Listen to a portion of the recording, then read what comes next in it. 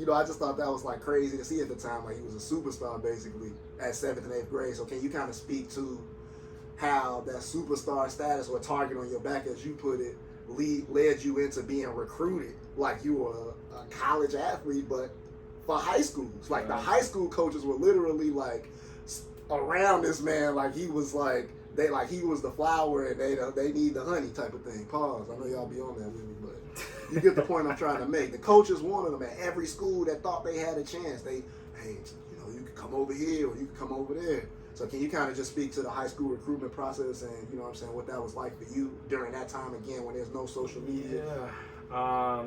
7th and 8th grade was super fun in that regard. Just from AAU Nationals going to 6th grade, we went to the Final Four. So that like started all that. I was in 6th playing up.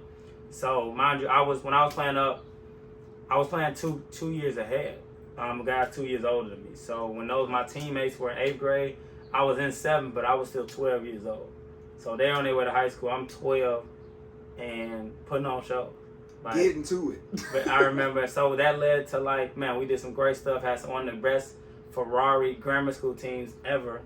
Honestly, one of the best in Chicago ever at that age. For sure. Like everybody wanted to play Ferrari. For people that don't know, Ferrari was an AAU team. We'll get more into that, but yeah, super great player, super great team. And so I'm playing 2 ages up. 3.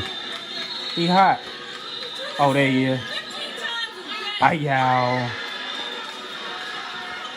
Gang over there in the corner. Frank. Dominating 8th grade. I get, that'll actually tie into so 8th grade, we're playing 15 on the Boo Williams tournament, there was no EYBL at the time, but so Boo Williams, everybody knows Boo Williams now, that's one of the top EYBL teams. So we're at their tournament playing the Georgia Stars and all these other people, and I get MVP as a 13-year-old playing 15. So that started that off. Then that summer I'm going to the Nike camp, which is now they got the type of 100, they got the Nike Hoop Summit and stuff like that. They used to have ABCD. Yeah, all that. So I'm at the night, which is for freshmen and sophomores, but I'm one of 5 8th graders that gets invited to this because I killed at that tournament. So Ty Slaughter, who was one of the heads of Ferrari at the time, he's on the trip with us, of course. Of course. And so I'm it's just one of them. I'm having one of them turns. It's just gotta have him. You know what I'm saying? That he's seen me since a 4th grader, but it was just every day. It's this just is the recruitment process. Yeah, this is that time where it's on it. And so, mind you, so obviously people don't know I went up going to Whitney Young High School, but all my life wasn't even a thought. All my life, people around me knew I was going to Hales Franciscan. It wasn't even a thought. I'm there every day. My AU teams, my small fry teams, we practiced at Hales. I even told him we used to work out. I seen you at Hales. Seen me at Hales, playing in games there, tournaments. I mean, I'm at all the games because one of my idols, Big Brother, Jerome Randall went there. My dad went real. Shout out to Super Killer. My dad went there. It was written. It was written for my AU teammates went there. It was written. And then, Ty Slaughter, basically, I forget when, I got coaches picking me up got Hales coaches picking me up from Ancona, taking me to practice, coming to play with the team. JaVale McGee's on the team at the time when I'm in 8th grade. JaVale McGee, so JaVale McGee, Darren McKenzie, Jerome Randall, Nate was gone. They had just left. Yeah, that's right. And so I'm in open gym with them. DJ Cooper's there, Stan Brown is there. They were all there at that time. So just playing against them in 8th grade, just going up open gyms and just being around it was home. And, how did you end up at Whitney Young? Where's the turning point where it's because I thought you were going to Hales and I'm not even. Everybody knew I was going to Hales. It wasn't a no-brainer. And I'm so at one point, Ty, called some of us to dinner. We had a group of 5, me, a guy said Tony Head, Rob Robinson.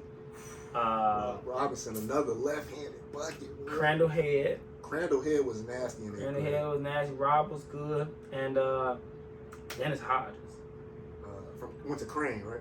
Yeah, he ended up going to Crane. He was at Beasley. Oh, yeah. Of course. So Big Dennis was 6'5", so he was big. But you thinking Crandall, Rob, those are they're right now, they're number 3, 4, 5 in the state. They in that range. So they're sometimes getting the guys in. He I want this our 5. Like, we about to put on the Fab 5. Y'all gonna win for us all. Man, I'm gonna be y'all coach. And then we're gonna transition that to varsity. We're gonna take over. Facts. And so we're at dinner, and everybody was like 50-50. You know, they weren't sure. And they were expecting me to say I was all in, just because I knew Ty, and I said, they had got me. I was sold, and my parents were sold, but I was like, I'm 95% in, because it was a part of me that still wanted to go to hell. Like, it was still a part of me. But eventually, my mom and my dad, academics at Whitney Young, you know, you can't beat it. It just don't compare. For sure. So from between Whitney Young, Hales, Marist came in. Cause they were super high. We used to practice up there a little bit, so they made they bought the house. You know what I'm saying? They did everything. And last minute, Crane came super strong. What? Longstreet came heavy. I'm talking about. Longstreet came with the, you know, we'll get you a car, get you a crib, the whole demo. Oh, wow. And I would have been going to play with Brandon McGee. Would have been a senior my freshman year. Deion Dix would have been a junior. So we came in with a good group. For You sure. know, ball in my hands, varsity, which would have, mind you, I will say, just another reference how crazy that was. So Sharon Collins was a senior when I was in 8th grade. And so of my idols probably in high school basketball, obviously there's Derrick Rose. But between Sharon and Jerome, especially being little guards, they were everything to me. And Sharon even, damn near more than Jerome, was everything to me. And just for a split second, of course, I'm sure people know Sharon Collins ended up being a national champion at Kansas, so he was no scrub. His jersey retired. He's the all-time winningest player at Kansas. Jersey retired.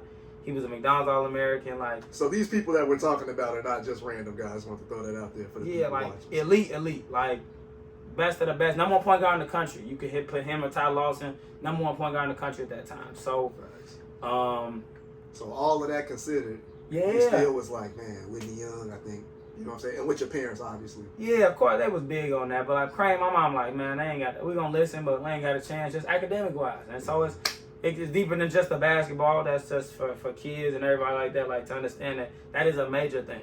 Right. And so, nonetheless, I would have probably killed that Crane, averaged a bunch of points. For sure.